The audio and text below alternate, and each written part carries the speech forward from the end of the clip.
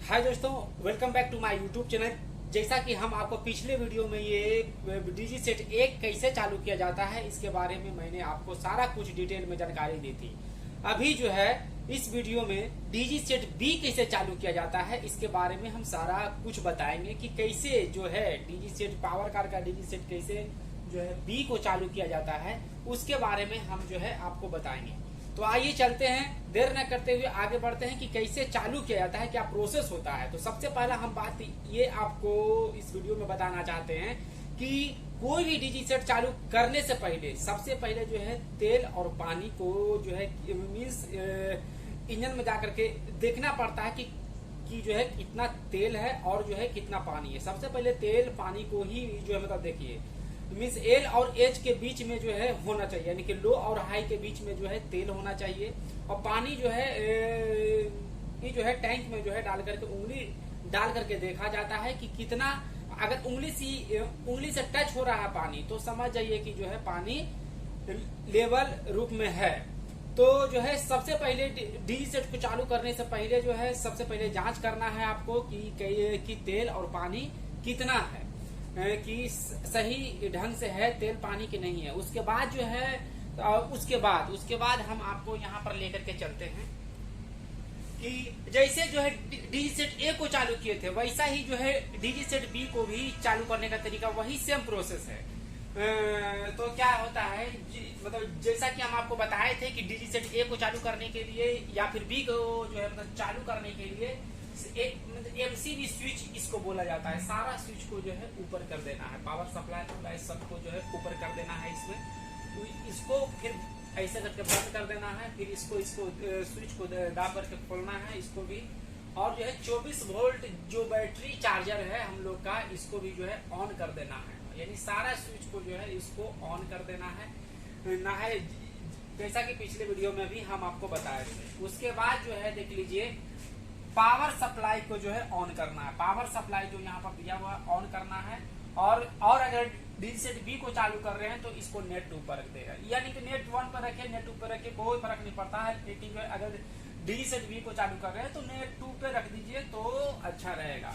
अभी जो है तो देख सकते हैं कि हम लोग जो है सप्लाई लोको से लिए हुए हैं, लोको से सप्लाई लिए हुए हैं। अभी जो है डीजी चालू नहीं है, अभी हम लोग लोको से जो है सप्लाई लिए हुए हैं। लोको के बारे में भी हम आपको वीडियो बना करके बताएंगे कि लोको से सप्लाई कैसे दिया जाता है। फिलहाल के लिए अभी देखते हैं कि डीजी सेट कैसे चालू किया जाता है उसके बारे में हम जानते हैं। मिस डीजी सेट बी को अगर हमको चालू करना है तो नेट 2 पे रखना है, यहाँ पे आप देख सकते हैं। और जो है इसके बाद हम यहाँ पे आते हैं, यानी कि डीजी सेट बी के बारे में जानते हैं कि क्या क्या प्रोसेस इसमें है।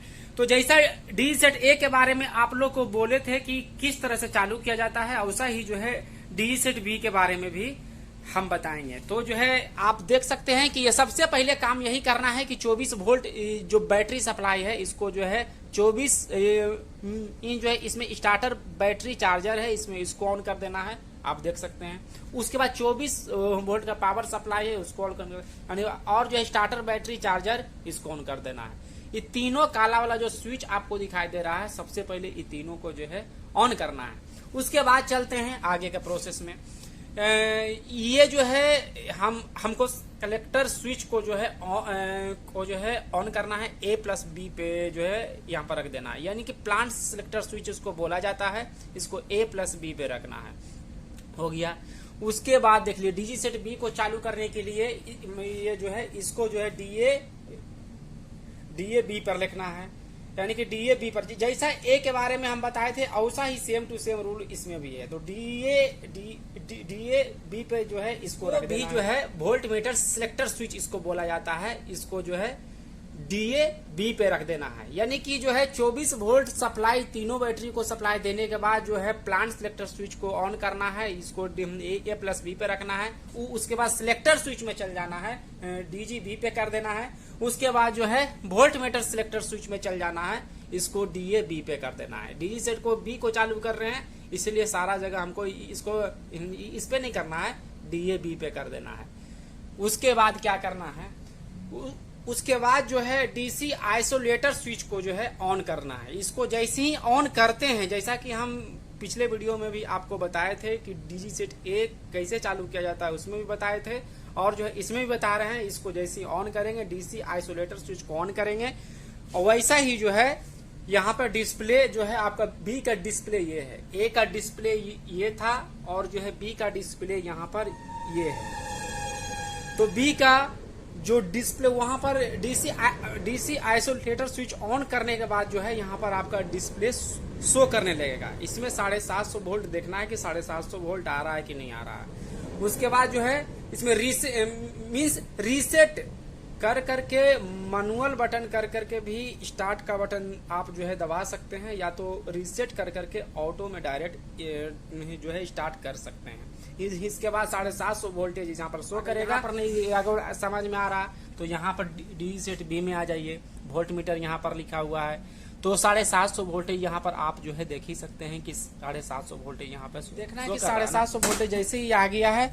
उसके बाद से जो है एसीबी को यहाँ लगा देना। एसीबी बी यहाँ पर लिखा हुआ है, जैसा कि आप देख सकते हैं। ये 7 बार वाला है, कोई जो है स्विच होता है 1 बार वाला भी होता है। ये 7 वाला है, 7 बार ऊपर नीचे करना है।